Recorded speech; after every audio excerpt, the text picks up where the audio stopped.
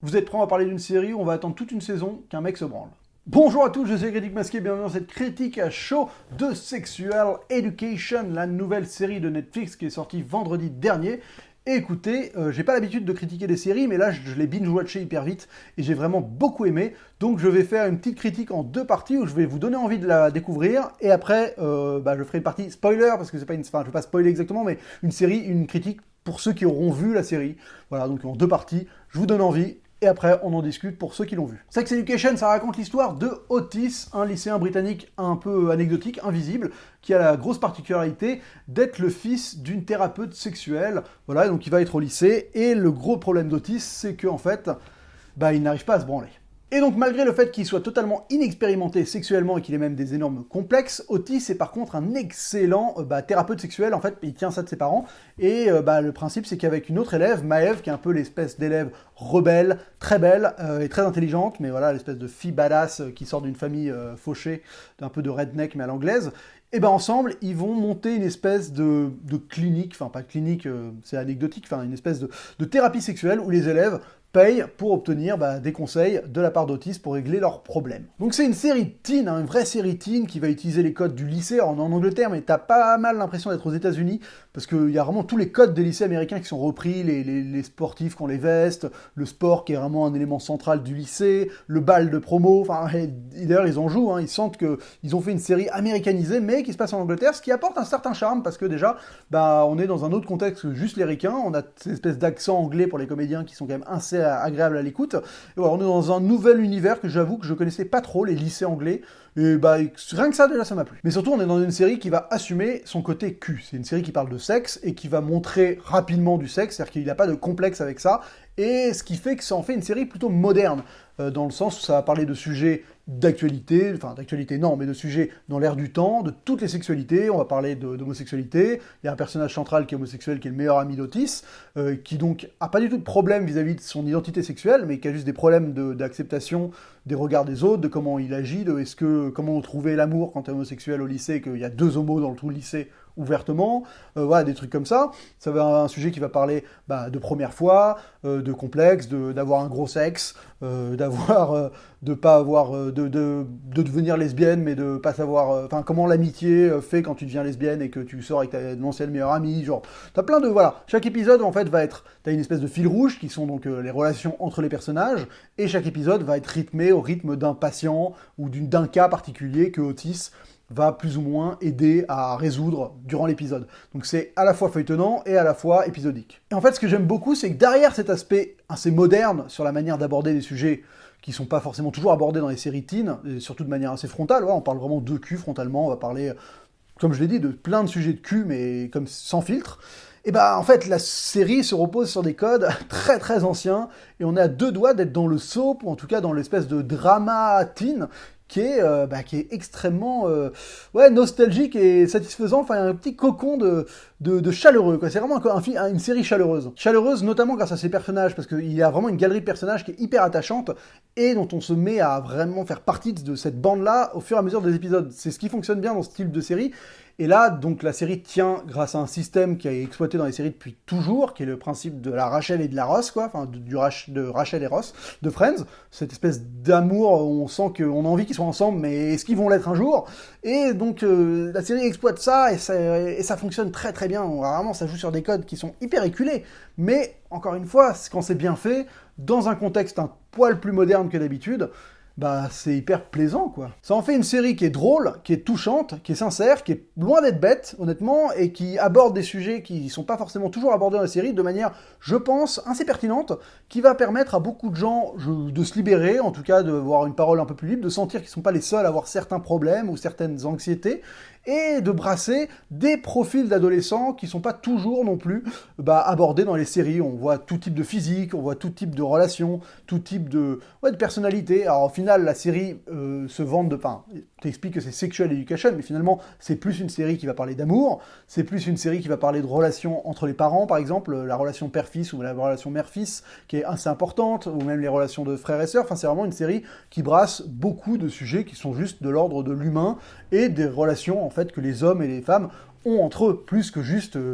des culs des beats et des chattes. Au-delà de ça, il y a aussi une excellente BO, honnêtement, des superbes musiques, un peu en mode pop anglaise, qui sont toujours à propos avec ce qui se passe, et ça crée des vrais moments assez en apesanteur, quoi, des vrais moments de flottement. En plus, la série se passe quasiment toujours, enfin, on a l'impression qu'il fait toujours beau, mais il fait toujours beau d'ailleurs, en été, très, très lumineux, c'est une série assez solaire, qui a d'ailleurs, ça crée peut-être un problème de cohérence, parce que toute l'année scolaire se passe dans un climat qui est idyllique, donc t'as envie de dire, mais en fait, j'y crois pas une seule seconde, je sais qu'il fait moche en Angleterre par moment, mais au-delà de ça, ça fait vraiment une belle série, quoi, qui se laisse découvrir, moi je l'ai dévoré en 2 jours, ce qui m'arrive très rarement avec des séries, mais c'est vraiment, ça passe tout seul, quoi. C'est vraiment la série qui passe tout seul, qui est en plus satisfaisante, qui est pas trop bête, qui est drôle, et dont les personnages sont devenus des gens qui ont vécu en moi le temps du visionnage, et que je serais heureux de retrouver dans une saison 2 si la série marche, et je crois que la série risque de marcher. On va passer tout de suite à la partie spoiler, qui est apparemment une spoiler, mais qui est juste là pour parler aux gens qui ont vu la série. Donc honnêtement, je trouve que cette relation entre Otis et Maeve, c'est une superbe relation, elle est parfaitement écrite, parce que t'as tellement envie qu'ils soient ensemble, et à la fois, tu veux pas t'y autoriser, enfin, et tous les rebondissements qui font qu'ils sont pas ensemble, tous les espèces de... Ouais, bah là, c'est vraiment éculé, c'est quelque chose qui est de l'ordre du connu, le côté, on a un mensonge qui a généré quelque chose, qu'on va révéler 3 épisodes plus tard, donc elle va lui faire la gueule, et finalement, quand elle va l'excuser, lui, il va trouver autre chose à faire, et ainsi de suite, tous les espèces de déroulements entre eux, mais je trouve que ces 2 personnages ce qui fonctionne, c'est que on sent qu'ils sont quand même un peu faits pour être ensemble, quoi. Enfin, c'est 2 misfits, c'est 2 personnes qui sont donc pas faites pour être hyper sociales, qui sont pas les gens les plus populaires du lycée dans leur créneau, mais on sent que c'est 2 personnes très intelligentes qui ont des choses en commun, quoi. Et j'ai bien aimé, en fait, ça m'a fait un peu penser à Girl Next Door. Je sais pas si vous l'avez vu, ce film avec Elisha Cuthbert, là, où t'as donc cette espèce de tronche qui ressemble un peu à Otis, qui est un mec hyper refermé sur lui-même, et qui tombe amoureux de cette fille qui est une porn star, quoi, donc qui est beaucoup plus expérimentée qu'elle, et il y a ce conflit d'expérimentation, et on a envie que cette relation évolue comme ça, avec elle qui le prend par la main, et qui vraiment va l'accompagner dans l'exploration, et d'ailleurs on a envie que sa première fois soit avec elle, et la copine qui arrive à la fin de la série, honnêtement, on n'a pas du tout envie que ce soit avec elle qui couche, enfin tu vois, on a envie que ce soit... Et ça je trouve ça fort, qu'ils aient réussi à vraiment créer ce couple, et qu'on ait envie qu'ils soient ensemble, mais qu'à la fois... on sait que ça va pas être tout de suite, quoi, parce que vu que la série va avoir plusieurs saisons, ça va mettre du temps avant que les 2 soient ensemble, et c'est vraiment ce qui tient et ce qui fait que la série a du cœur et fonctionne. Eric, donc son meilleur copain gay, j'ai eu un peu du mal à cerner pourquoi il était là vers la fin, où vraiment son personnage prend de l'ampleur, et il y a cette séquence qui est toute conne, mais juste celle où il croise le mec en bagnole, qui est donc un mec qui dégage la classe, et qui est juste un marginal au niveau des vêtements, quoi, qui a son propre look, et où il a une discussion rapide avec lui, et tu sens que là d'un coup il se projette, et il a une vision de lui-même, il se dit mais oui, mais en fait je dois être qui je suis, quoi. Et je trouve que c'est un beau message bien véhiculé, qui est hyper visuel, qui est juste raconté par un événement qui se passe à l'image, et où tu comprends tout ce que ça doit raconter sur le personnage. Et ça m'a plu. Après, j'avoue que la toute fin, autant j'ai trouvé qu'après qu'ils se soient embrassés avec Adam, je trouve que ce passage-là est assez touchant, cette espèce d'histoire d'amour impossible où tu vois Adam, il ose pas, il assume pas, mais en cours, il essaie de se rapprocher de lui, de le toucher, enfin il l'aime, tu sens qu'il y a de l'amour qui a été créé. Après, c'est vrai que on appelle ça un trope, la espèce de cliché du bully qui en fait bully le mec parce que intérieurement il refoule son homosexualité, et donc alors qu'il l'aime, il le projette, enfin cette espèce de cliché un peu, mais bon, au-delà de ça, je trouve que c'était intéressant que ça aille jusque-là, et j'ai surtout trouvé qu'à la fin, ça devenait touchant. C'est-à-dire que sur le moment où ils se sont embrassés durant la détention, ça m'a pas trop parlé, mais après, tu sens qu'il se passe un truc, et j'ai hâte de voir comment ça va évoluer dans la suite, pour le coup. La mère d'Otis, pareil, sa relation avec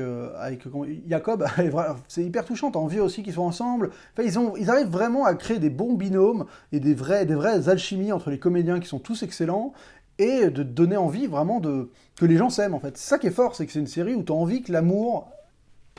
perce, quoi. Et c'est assez beau, parce que à la base, oui, on parle de cul, ça parle d'ados qui ont des problèmes de cul, quoi. Mais au final, ça parle majoritairement d'amour, en fait. Et c'est ça qui est beau, c'est que d'aborder l'amour de manière pas cliché par le biais du cul, et je l'avais pas vu avant, et ça fait passer la pilule, et en fait, ça arrive à dissimuler le côté pathos ou le côté fleur bleue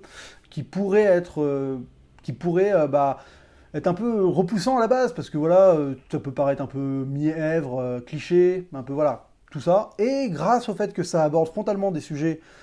qu'on n'aborde pas tous les jours dans les séries, ça fait passer, en fait, à partir de là, tu arrives à construire doucement une relation avec les personnages qui font que les relations d'amour, elles t'importent vraiment. Et ça, j'ai vraiment adhéré grave, donc je pense que ça va mériter une saison 2, c'est sûr. À mon avis, ça va bien prendre, et donc j'ai hâte de redécouvrir cette série, parce que pour le coup, les séries teen, depuis peu, elles ont toutes besoin d'un concept fort, en fait. Genre 13 Reasons Why, voilà, tout va être tourné autour d'un suicide, en plus c'est hyper dark, enfin, c'est vraiment, là, c'est un peu l'anti-13 Reasons Why, dans le sens où ça part d'un concept qui est tout débile, qui est genre juste un gamin qui peut donner des conseils sur le cul à ses potes, mais au-delà de ça, ils vont juste construire un espèce de petit teen drama hyper touchant et sincère. Et ça, j'en ai pas vu des milliers des comme ça, finalement, parce que c'est vrai que même un truc comme American Vandal, que j'adore, c'est une série qui est hyper concept, et en fait, ça, c'est du teen movie, mais à la fois c'est du thriller, c'est de l'enquête, quoi. Et là, au moins, c'est du teen tout court, quoi. C'est vraiment une série teen à 100%, et moi, j'ai adoré, quoi. J'ai adoré réussir à replonger dans cette insouciance du lycée, c'est un truc que j'ai quitté il y a quand même pas mal de temps, et sans me sentir en mode, oh putain, on me vend une série pour débiles, ou tu vois, un truc... Je sens qu'on essaye de parler de manière intelligente à tous les gens concernés, et qui ont vécu cette période-là, et qui la vivront plus tard. Et donc c'est une série qui, à mon avis, marche sur beaucoup de générations, ce qui n'est pas forcément toujours le cas des séries teen, justement. Donc voilà, c'était vraiment une belle surprise. Merci Netflix pour cette petite série. Je ne fais pas d'habitude des critiques de séries, mais celle-là, j'avais vraiment envie d'en parler, parce que, à partir du moment où je l'ai dévorée,